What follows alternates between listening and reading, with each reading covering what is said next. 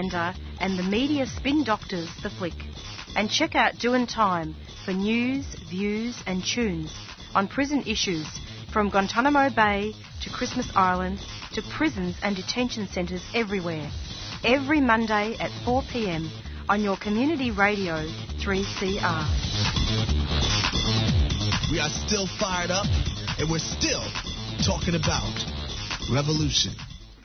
Hello and welcome to the Doin' Time show. This is 3CR Community Radio, 855 AM on the dial, streaming live on www.3cr.org.au. And we've got Peter behind the panel pushing buttons. Hi, Pete. Hi. And we've got quite a big show today. All our interviews are special, but the first interview that we are having is it's an extended interview with Leetona Dungay. And Leetona Dungay is the mother of Aboriginal man David Dungay, who died in custody. And there's going to be an inquest next week about this. And basically this is all about duty of care. And just a warning to listeners that there may be audio images that are I don't quite know how to say it actually. Just that. Say that. Yeah, just maybe images that may be distressing to some listeners.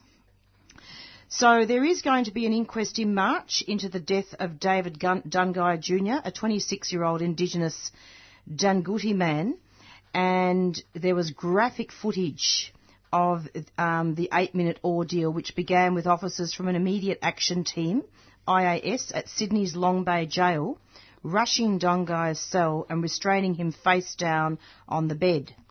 Now, we're going to be talking to his mother today. She really is very, very happy and very interested to do the media. She wants to have an investigation about this, and she wants to talk about him in detail.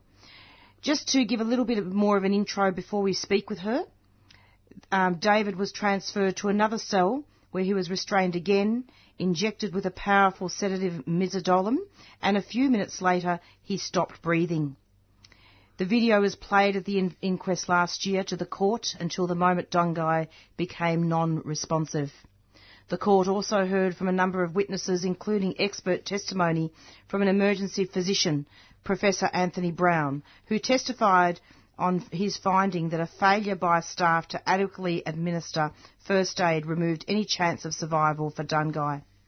In his opening address, counsel assisting Jason Downing said Brown gave evidence that while the initial attempt at resuscitation by officers were appropriate and medical treatment of the highest standard, those of the Justice Health staff were incompatible with survival. So this all started with with David wanting to eat a packet of biscuits, and the situation escalated, and indeed he died of positional asphyxia, which was clearly a factor in the death. In the same way, actually, that that Wayne Fowler Morrison died as well, and we've actually interviewed his sister Latoya a couple of years ago during the International Women's Day events that are coming up now pretty soon in March. So anyway, we're going to be speaking pretty soon with Leetona, David's mother. But before we do that, just to let listeners know that today is the beginning of Subscriber Drive, and it goes from the 11th to the 17th of February. And I just wanted to give a few details before we speak to David's mother about this. So Subscriber Drive is very, very important because this also helps 3CR as well. And being a subscriber is important. You've got actually things that you can do to help the station. You've got control of some of the decision making and the voting with some of the activities that happen at 3CR. And how to pay. The price is $35 for unwaged, $75 fully waged, and $150 solidarity. And there are various ways to pay. You can go online, go to www.3cr.org.au/subscribe and pay with your PayPal or credit card account. You can direct deposit BSB 313140, account 12061489. Write your name in the reference field and reply and email 3CR to let know that you've paid. Or you can call. You can call now 0394198377 during business hours, and you can pay through credit card, or you can come in person and visit the station at 21 Smith Street, Fitzroy, and you can pay by cash, credit card or cheque. Or you can post a cheque or money order made out to 3CR to PO Box 1277, Collingwood, 3066. And it would be really awesome, absolutely awesome, if listeners called now and subscribed to 3CR during our show. And that would be fantastic. But if you can't, I understand. But it would be really fantastic if you could subscribe from the 11th to the 17th of February, which is Subscriber Day. Drive, sorry, not day. Thing. It's Subscriber Day and Subscriber Drive. It's approximately 4:05, and you'll be hearing a number of subscriber announcements throughout the show as a reminder. And before I forget, just to complete this really long intro, because I'm giving Leetona a chance to get a cup of coffee and to relax, because you just come home. We have now, after her, we're going to be interviewing Chris Breen from the Refugee Action Collective, and we'll be interviewing him at 4:30. There's a snap action that's happening called by the Refugee Action Collective. Refugee supporters have called a snap protest tonight, February 11th, at 5 p.m. at the State Library in Melbourne, Swanston Street. So rock up to the protest if you can. The snap protest is to urge Labor and the crossbench to continue to support Kerryn Phelps' medical transfer bill to stop political interference in the transfer of sick refugees from Manus and Naru. Isn't it discussing the Liberal Party's... Yes. Oops. Yes, it is. Response? It is disgusting, absolutely disgusting indeed, Peter. And, you know, the Liberal Party is doing absolutely nothing. They don't really seem to be interested. Just injecting fear into the people. Yeah, climate of fear. It's the coalition has actually launched a scare campaign of lies. Morrison has claimed about sick refugees that they may be a pedophile, they may be a rapist, they may be a murderer, but has no evidence of this. And that was a direct quote from Chris Breen from the Refugee Action Collective. So thank you so much, Peter, for letting that out, because that's terribly important, an important reminder that we need to get this government out. The right wing is rising. It's approximately 4:07, and we're going to be speaking with Leetona soon, and I believe, Peter, you've got some music. Yep. We jail black males in Australia nationally at a rate 5 times greater than apartheid South Africa jailed black males in 1993. The suicide and self-harm rates are the highest in the world, and the life expectancy gap is the biggest in the first world. You know, Australians don't like hearing the truth about how bad things are, but the more we resolve from it, the longer this is going to continue. Black fella, white fella, it doesn't matter what you color. Mainstream media is not interested in this stuff. It doesn't find space to talk truthfully and deeply about issues that affect all Australians. The only place predominantly you will find that with any real depth is on community radio, and 3CR has been one of the great leaders in that. So if people are wondering where they should spend their hard-earned cash, I would suggest 3CR is a bloody good place to start. What your name is, we got the hair, lots of changes, we need more brothers. Subscribe to your award-winning independent community radio, bringing you coverage of community issues and events. This is Peter Base Camp. Welcome to the Little Red Talangi Treehouse. As you said, I'm down at the East-West Tunnel Picket, as it usually does, starts at 5:30 a.m. The Lincoln Melbourne Authority have come here in the middle of the night and set up another drill rig here on Gold Street. The police were pretty keen to defend that with all their resources this morning.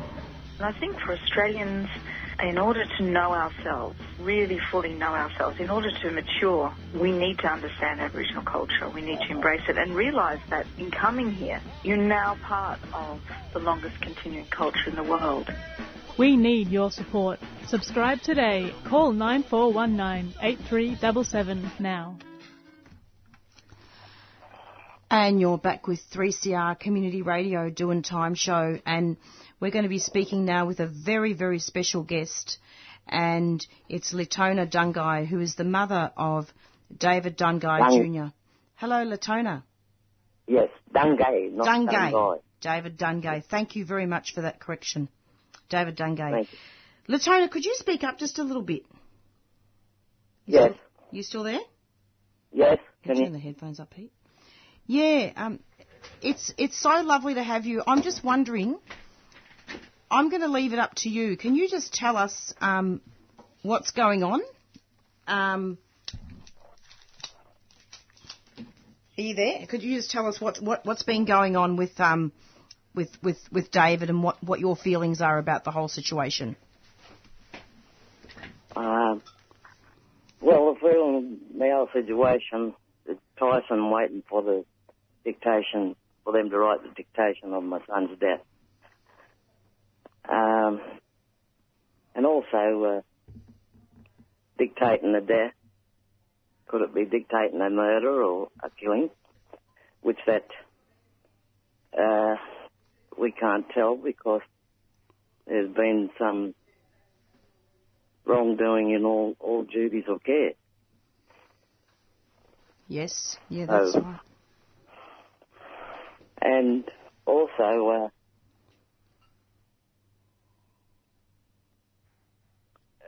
the way he died, they didn't let him comply with anything that he was singing out, I can't breathe. And I believe with the biscuit, he had to eat that biscuit to keep his levels up. Yeah. Because he's a diabetic too, insulin dependent. He most probably had to eat that biscuit to get his levels back up, because when you're on high, you could drop really, really quick. If, any stress or triggers could pull anything off, which what happened at the time of Dave's death.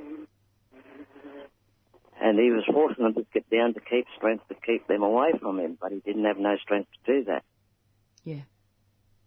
Because they came in as he was eating the biscuit, but in and all, it never even digested or anything to do anything for him if he was going into a low or a high. And I don't believe their charts, because they could be written in and bodge it up. And because I know I was my son's diabetes educator and also his nurse. And I also know that any high, strong drugs he is not allowed to take by a needle. It had to be induced by a drip slowly going into his body, whatever medical substance these specialists give to my son, the medication, that agrees or not. The only way they know is through a drip. And that midazolam was a very, very strong dose and a sedative for any diabetic 2 insulin dependent to have. So I wouldn't have known if the affiliation would have killed my son by them pushing all his body inside of him up to out of his throat. His heart could have come out too as well if they'd had more time on that old asphyxiation. They stopped breathing in every capacity, at every time and of every move they done on him. The breathing kept deteriorating. It's awful.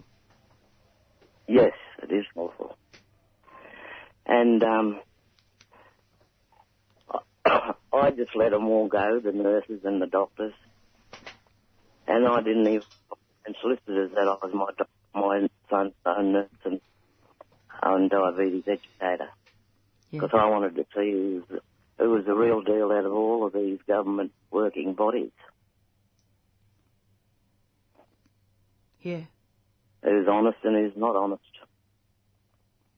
And I found that there weren't very much honesty in the nurse or the doctors. They wouldn't have known what they were putting on his charts. There was about 11, might have been half a dozen medications that may have killed my son slowly during his incarcerations, because they was treating him for every other sicknesses until they got to the diabetes too. They didn't even bother about giving my medical records from Kempsey Jail to the other imprisonments where he was sent in other incarceration areas. Weren't sent his medical records, and they got jumbled up and they called him an epileptic fit.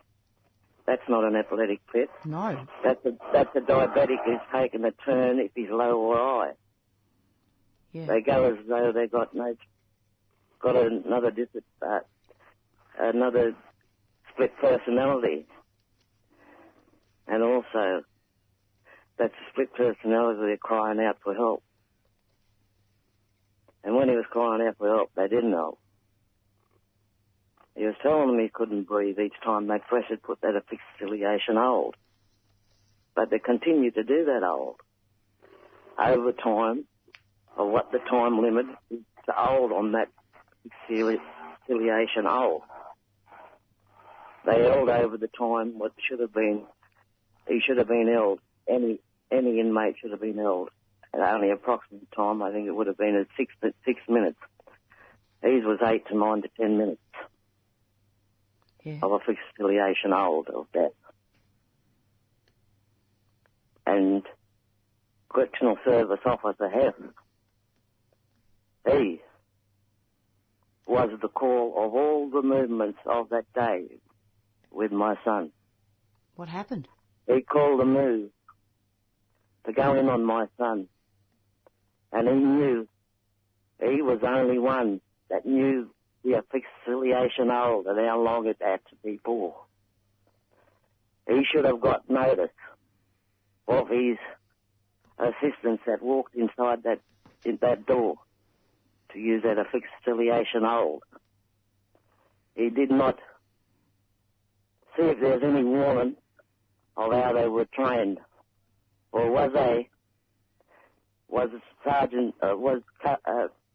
Correctional Service Officer Hef using my son as a training body machine.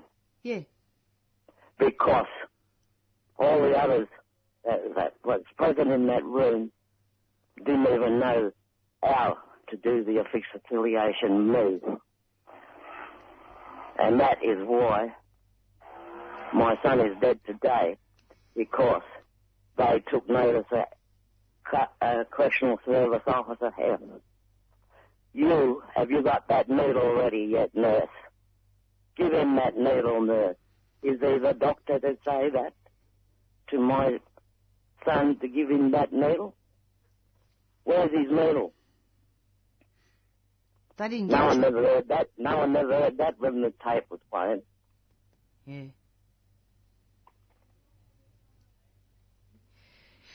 And also there was the sergeant at the other end of the bed. Yes.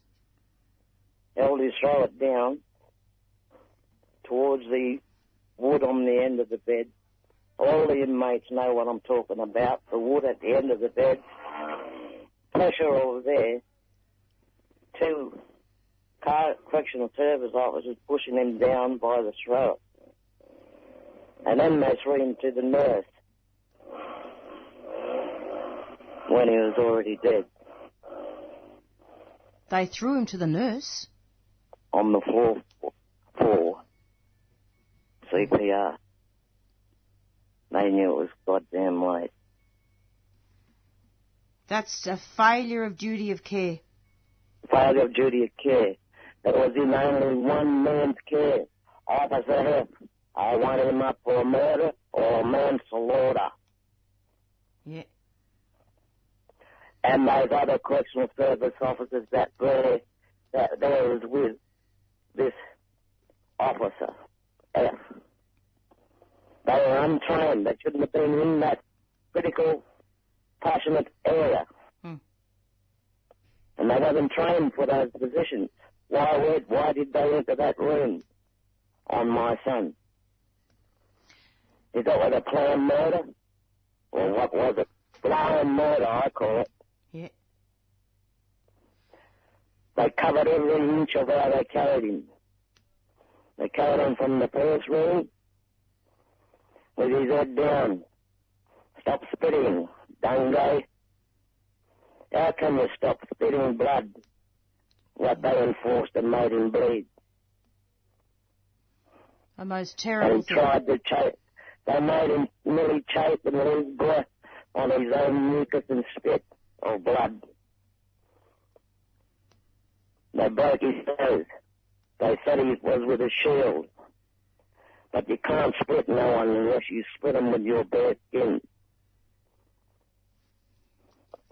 Every Topsy could tell you that. They said they done it by the shield. He had his face covered with his T-shirt, pulled up to his arms, and covered his face because he knew his face was going to get a fucking belt and his gut. Yeah. They might have finished him off with an ankle punch, the death one, where there was an infiltration hole with their knee. They knew that was the position of his pancreas as well. That officer knew where that pancreas was and knew, look, I took photos from the morgue and I'm going to pull them out. I'm going to put the autopsy report with it and they see the real photos. Good. What they done to my son. You know, I'm really, really honoured that you've come onto the show, and I just want to explain to you that it's, Leetona, that this is not a mainstream media show. It's not Channel 7. This is 3CR, and it's a show that we on the Doing Time show are committed to building the movement to stop Aboriginal deaths in custody, and indeed to stop all deaths in custody. Yes, that's what I'm aiming out to do. Sorry? That's what I'm aiming. Yep. So I want them still present and past cases. Yep. And, you know, the Royal Commission into Aboriginal deaths in custody, with your son, it did not uphold the recommendations. Oh, didn't uphold the recommendations. For the Royal Commission? For example, they failed in their duty of care. Yes, they failed in their duty of care. And may I say something on here? Sure. How they failed on duty of care. I can't get that through the government because there's some goddamn law. Yeah. What's stopping all of us? I found that out today. 2 days ago, actually, sorry, from a friend. I'm going to fight my lawsuit, my goddamn self, and I'm going to pay for it. And I'm going to win the case. Because us blackfellas got F sweet F all, and we don't know, and we know we're not going to get it from the government. They're all trying to give us money to cover up all the dirt that they've done for so many years since the day they took our land away and they took all of our warriors and warriorettes, and they still are doing it today. Don't you worry. If you do decide to sue, we'll be behind you. We'll do benefits to help you. I want to sue on my own. Yeah, that's okay. And I found this out, and I would like all the supporters, if you could help me with a criminal solicitor that will do it for free for me and free for all other people of Australia as well. Yep. Let's beat this system. Because I'm paying them with their blood money what they give me of my son, and that's where I'm going to play for the blood money to get these people accountable for their murders. For their murders, I should say. How many did they murder before my son? 2 more got murdered after that in that same prison, same hospital. Yep. After my son passed away. And there was 2 more before my son passed away. So how can you beat that? The only way you can beat the system is beat the government by paying your own money for your own lawyer and beat the system.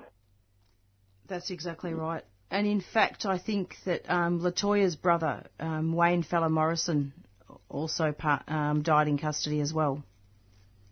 Oh, dear. Well, there, see? Yeah. Similar death. Similar deaths in similar ways. And that's how they'll say it all through in many years. They've always said that. Not suspicious. They got away with murder and they knew it, the bastards. They get shipped off somewhere else to murder some fucking... all the other Aboriginal families of ours in different castrations. Sending murderers to another place to kill another person. Oh, genocide. It's genocide and it's 1788 all over again. Yes. It's the 2000s now. It's about time all of my race, Aboriginal race, we stand up now. We stop these deaths. And the only way we're going to stop these deaths, let's fight our own without any government bloody money. Let's do it. And push it and make sure everyone gets justice for what they put under the carpet and hidden for so many years. I'm just so glad that you've come on air and that did you end up having your coffee? Oh, yes, I'll drink half, actually. I'm trying to look on me smoke. That's all right. Look, we won't keep you very much longer, but can you just tell us when the inquest is, Leetona, that's coming up? The inquest is on the 4th to the 8th of March. And all supporters are most welcome.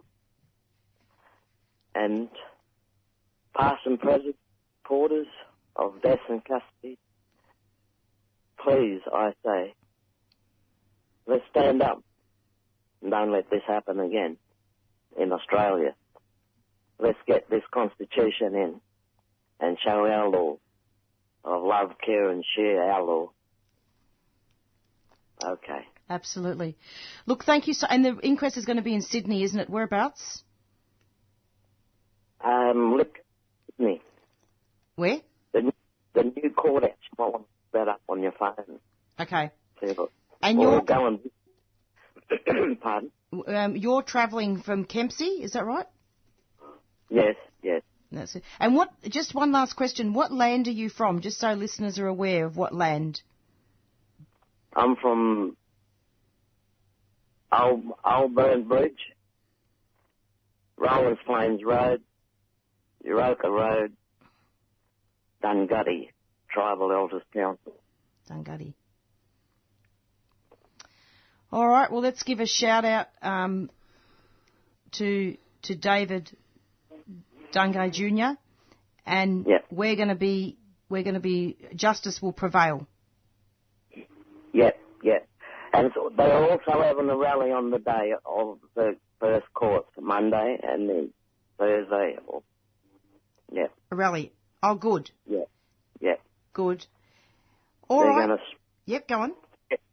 Yeah, they're going to pursue the judge if you make the right decision. Absolutely. Yep. Leetona, very criminal. Yeah. Well, let's keep in touch, eh? And hopefully we can have you back on at some stage. Yep. And we'll keep plugging the inquest and for supporters to keep going there. Yep. And I've got a GoFundMe going, and I'm trying to get that going too. I don't know how to do it. What is it? Sorry. I'm on GoFundMe now to keep it going. Yep. I'm only on YouTube. Yeah. at machines and at computers. Yeah, so I'm on that to try and get help on that in everything. Yeah. Well, Joseph Pugliese is coming. We've interviewed him before on this show, and they've actually got a website called Deathscapes, and there's all the deaths in custody are documented there. Oh, yeah. But we'll talk about that. Look, wishing you all the best from the Doing Time show at 3CR, and we wish you the best for everything. Yeah. Oh, well, with all the supporters, all me people, let's stand up. Don't let it happen no more. Exactly. Mm-hmm. Thank you so much. Nice meeting. Take good care, and we'll talk really soon. You still there? Yeah. Anything else? You just broke out there for a while. You right? Yeah. I'm vegetarian now. You're what? I'm on vegetarian. Oh, okay. Take the pick when you're caught. Herbals. Good on you, mate. All right. Well, have a great night, and we'll talk soon. Yeah. Nice meeting you too, and thank you very much for that. Anytime, and whenever you've got my number, anytime you want to chat, call me. Yep, I will. If I get stuck on anything or anything. So can we call you Auntie? Yes, you may. Oh, okay. Well, thank you, Auntie. Yep, okay. Okay. Bye. Have a good afternoon. Bye. Bye-bye. Take care. Take care.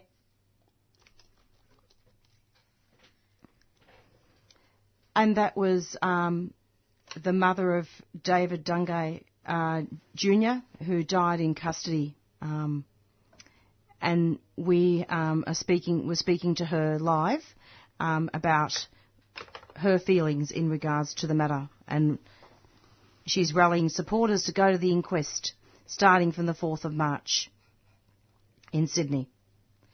So after that, we might need to have some music or some announcements, and I'll line up Chris Breen from the Refugee Action Collective. Yeah, this is Do Re Me, Idiot Grin. They toured, they're back together. They played in the corner on Friday.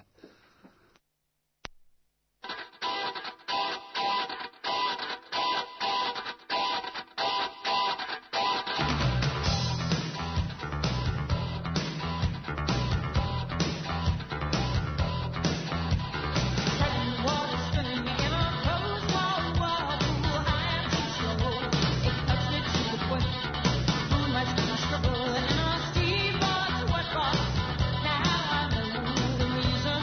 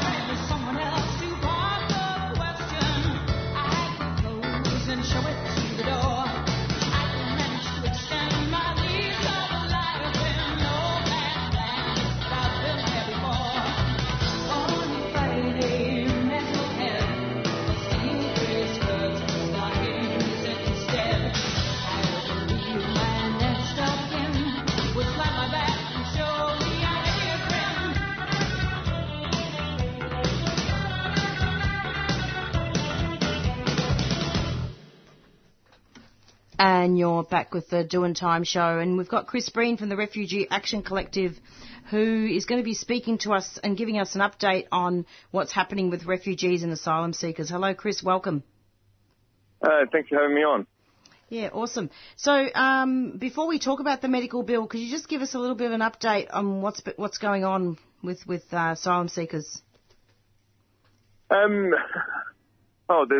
a lot going on with asylum seekers. You've got Hakeem still facing extradition in Thailand, and the government refuses to grant him citizenship, which would make all the difference.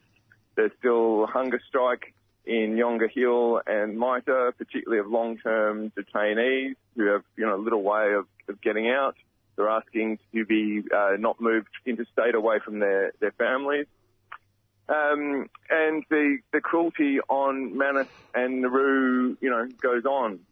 In the lead up to the election, we're trying to get the biggest Palm Sunday Walk for Justice for Refugees rally that we possibly can this year on April 14. But the immediate issue is Karen Phelps has got a bill which would allow the medical transfer of seriously ill refugees on Manus and Naru to Australia. Because what you have at the moment is absolute whim of the minister to interfere in doctors' decisions, which is what, Peter Dutton has done in the past, and almost nobody has come. And we are talking, serious illnesses. We are talking, people who are dying of cancer. There was a man who was brutally raped in his home country who was bleeding as a result for years. It took years and years of legal action before he was finally brought to Australia. 12 people have died offshore. Some, like Hamid from serious medical neglect. And over 50% of the people who've been held for getting on to 6 years now have serious diagnosable mental health conditions. And it's been reported by journalists in the last few days that Bill Shorten has been looking for a compromise over national security, might be wavering on the bill. So we've got a rally at 5 today at the State Library urging the Labor opposition and the crossbench to stand firm in the face of Scott Morrison's scaremongering. It's already the case that the minister retains, veto on national security grounds in the bill, so it's not quite sure what else they would want. But the coalition is telling a pack of lies. They've said that, people who come here as refugees could be pedophiles and rapists and murderers. There is absolutely zero evidence of this. We do know that, there's only 1,000 people left there. There's almost 700 people who have come to Australia now as part of the Latin Stay group and the children and their families who have caused no security issues, and, not a single one. There's a long history of abuse of the security for political reasons. Absurdly, Christopher Pine claimed that if the bill is passed, all 1,000 would come here, and we would love to see that. Oh. Sadly, that's not true. That's not the scope of the bill. But that does hide a truth about what the extent of the damage that the coalition has done to people's health and their fear around that. So yes, we're calling for Labor to stand firm, to stand up to Scott Morrison, not to waver. We know there's divisions in the Labor Party. Anthony Albanese said today that Labor shouldn't be weak on humanity, and that is absolutely right. And I think what would make a huge difference if, rather than stuff around with the security thing, Bill Shorten would just come out and say it's 1,000 people, they're not a threat, bring them all here. And, leave Scott Morrison with nowhere to hide. I mean, can you just... Thank you so much for that, Chris. Would you be able to just summarise this bill for listeners? So who's actually proposing the bill, Karen Phelps? The bill has been put to Parliament by Karen Phelps, who won in Malcolm Turnbull's seat. Adam Bant is a co-sponsor of the bill. And the bill essentially allows refugees with serious medical issues who cannot be treated where they are, who do not have adequate treatment, to be flown to Australia for treatment on the say of the two senior treating doctors. And as I said, the minister retains a security veto on national security grounds. But it would start to open the way for some of the, sickest refugees to come here. There've been almost, daily suicide attempts on Manus recently. There is ongoing self-harm. 12 deaths already. I think it's a matter of time before somebody else dies. And we are saying that politicians should stop interfering in medical decisions. And for Labor to stand firm is, the only way we're going to ensure that happens. So essentially what you're saying, Chris, to be really clear here, is that this medical transfer bill, if it makes the Senate, stops political interference in the transfer of sick refugees from Manus and Nauru. Yep, that's it. So it's already been voted on through convoluted parliamentary process in the Senate. It goes back to the lower house tomorrow. There's been some discussion, even though Labor voted for it in its entirety the first time round, that Shorten might make some amendments, but it's not clear what they are. And, we've been worried by some of the headlines today, and we are saying that 6 years is enough.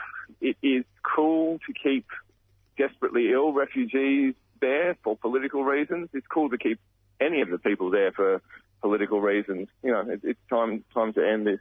So if any of your listeners happen to be in the city, please come along to the State Library at 5, which is 15 minutes.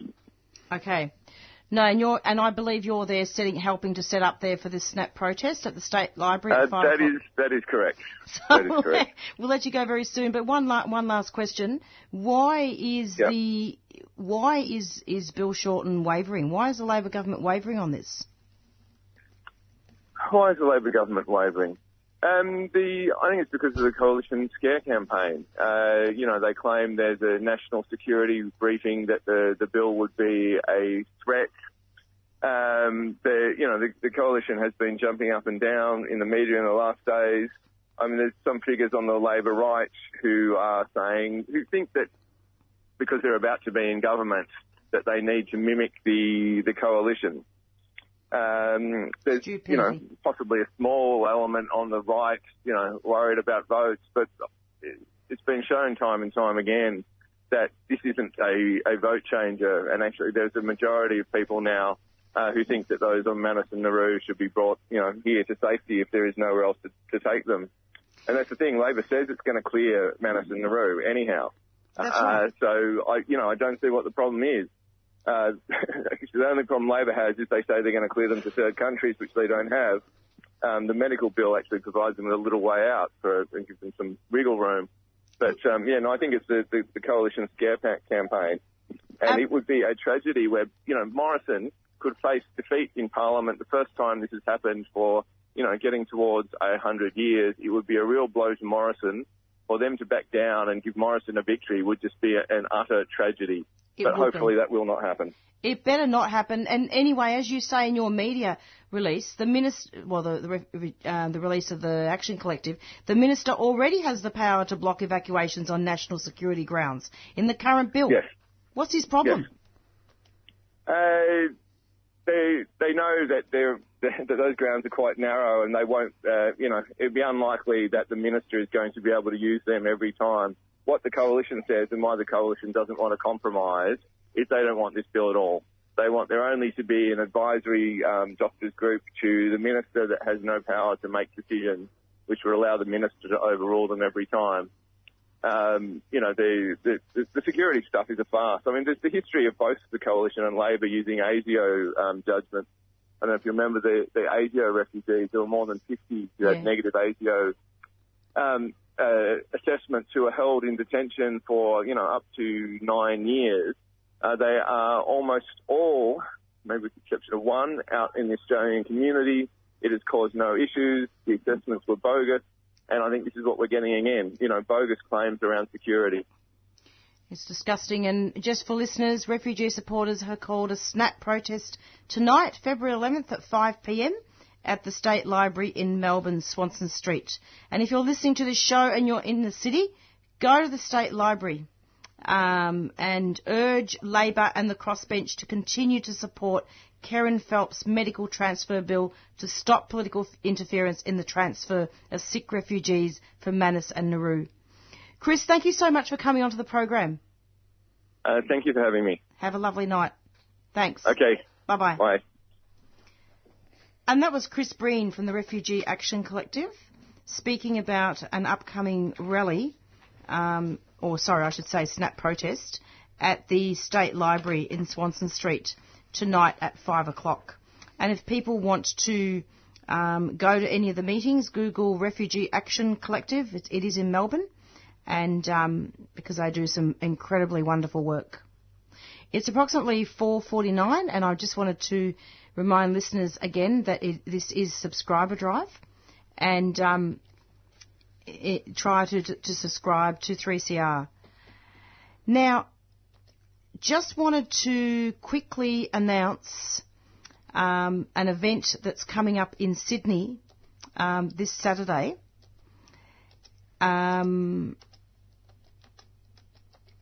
It's a symposium, and it's actually being organised by the Deathscapes team. There's a launch happening for a Deathscapes website, which is documenting Aboriginal deaths in custody, and there are a number of guest speakers that are going to be speaking there. So hopefully the Doing Time show will be able to bring you some coverage from that for next week. Help 3CR support the rights of Indigenous Australians. They mean to save our culture and save our dreams, our footprints, dreams, our songline, and keep our culture going strong. Of course, a lot of the Aboriginals, having been stolen, were put into state care, and also others recognition of what our people have been through in the last 200 years, the recognition of our culture in the last 40,000 years, and the recognition of where we are heading into the future. Welcome to Survival Day, Invasion Day. 223 years ago, the white man landed on our shores. Subscribe to 3CR and help keep Indigenous voices on air. Call us on 94198377 or visit 3cr.org.au. Subscribe now. 1, 2, 3, 4, 5, breakdown, baby. Subscribe to your award-winning independent community radio, bringing you coverage of community issues and events. This is Peter Base Camp. Welcome to the Little Red Talangi Treehouse. As you said, I'm going to the East West Tunnel Ticket, as it usually does, starts at 5:30 a.m. The Lincoln Melbourne Authority have come here in the middle of the night and set up another drill rig here on Gold Street. The police were pretty keen to defend that with all their resources this morning. And I think for Australians, in order to know ourselves, really fully know ourselves, in order to mature, we need to understand Aboriginal culture. We need to embrace it and realise that in coming here, you're now part of the longest continuing culture in the world. We need your support. Subscribe today. Call 9419-8377 now. Would you like to get involved in the decision-making process at 3CR? Nominations are now open in 3CR's Community Radio Federation elections. You can stand as a subscriber representative and have valuable input into the programming and future direction of this diverse and dynamic radio station. Nominations are due by Friday, the 1st of March at 5 p.m. For more information, contact 3CR Station Manager on 9419-8377 or download the nomination form at the 3CR website, 3cr.org.au/people. And you're back with the Doing Time show. So we're just about to wrap up pretty soon for our show. Just wanted to thank Leetona Dungay and also Chris Breen for coming onto the show. And just to give you a little bit more specific information about the Deathscapes Symposium and website launch, Joseph Pugliese, who is a family friend of Ray Jackson and his family, and also a number of other people on the Deathscapes team, have launched a new website, as I was saying to you before, in regards to Aboriginal deaths in custody and just documenting what's happening with all the inquests. And this particular event is going to be happening at the settlement in Sydney, and there's going to be a couple of guest speakers, one of them being Carolyn Jackson, who's going to be speaking. Joseph Bugliese will be chairing the event. And there's a number of panels. One of the panels, is, for example, is called Responses to the Deathscapes Site. And there'll be other guest speakers talking about deaths in custody. And we'll bring you more information about that website next week. But basically, we did interview Joseph about the website along with his coverage of the inquest of David Dungay about a month ago. We've got Beyond Zero coming up next. We've got about 3 minutes left of our show. Just go on. 6 minutes. Really? Yeah. Oh, my clock must be fast. Well, we finish at 57, but yeah. So we're going to be going pretty soon with our theme song Black Fella White Fella from the Rumpy Band.